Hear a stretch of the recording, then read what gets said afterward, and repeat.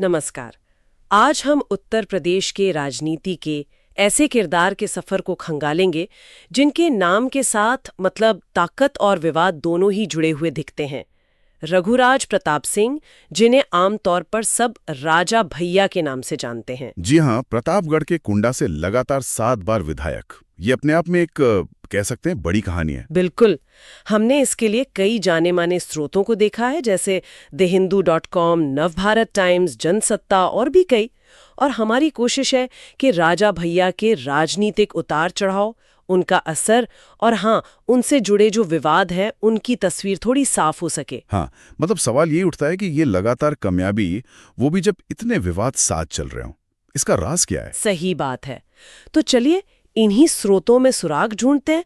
शुरुआत करते हैं उनके बैकग्राउंड से, परिवार से। जन्म हुआ 31 अक्टूबर 1969 को कलकत्ता में। परिवार राजपूत और भद्री रियासत से ताल्लुक। जी, पिता उदय प्रताप सिंह और दादा बजरंग बहादुर सिंह, जिनका अपना एक रुतबा था। दादा तो हिमाचल प्रदेश के उपराज्यपाल भी रहे। अच्छा। और राजा भैया खुद लखनऊ विश्वविद्यालय से ग्रेजुएट हैं। शौक भी है इनके घुड़सवारी, निशानेबाजी। और ये जो रियासती पृष्ठभूमि है न, ये सिर्फ एक पारिवारिक इतिहास नहीं है। कई स्रोत ये मानते हैं कि यहीं से उनके उस क्षेत्रीय प्रभाव की नींव पड़ी, जिसे समझना उनके सियासी सफर के लिए जरूरी है। बात तो सही है।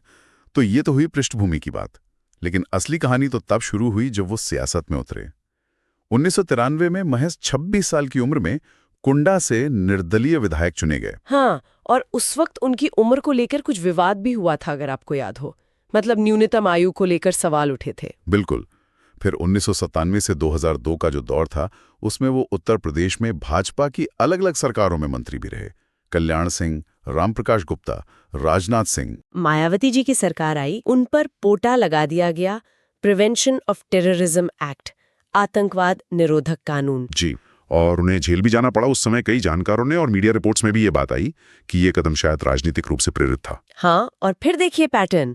जैसे ही 2003 में मुलायम सिंह यादव जी की सरकार आई, फौरन पोटा हटा दिया गया और राजा भैया फिर से मंत्री बन गए। हाँ, यही वो पैटर्न है जिसकी मैं बात कर रहा था। ये सिर्फ राजनीतिक हवा का बदलना नहीं है, ये शायद दिखाता है कि कैसे कुछ नेताओं का स्थानीय दबदबा राज्य स्तरीय राजनीति और कभी-कभी कानूनी प्रक्रियाओं पर भी मतलब असर डाल सकता है। स्रोत इसी तरफ इशारा करते हैं। और ये सिलसिला यही नहीं रुका।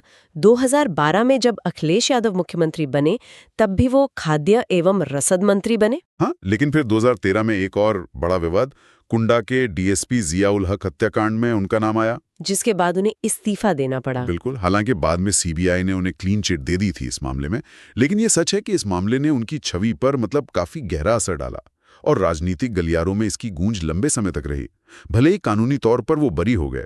तो इन सब उतार चढ़ावों के बीच 2018 में उन्होंने एक नया कदम उठाया, अपनी पार्टी बनाई, जनसत्ता दल लोकतांत्रिक। हाँ, और कहा जाता है कि ये पार्टी गैर जातिगत राजनीति और आरक्षण के विरोध के मुद्दे पर आधारित है। जी।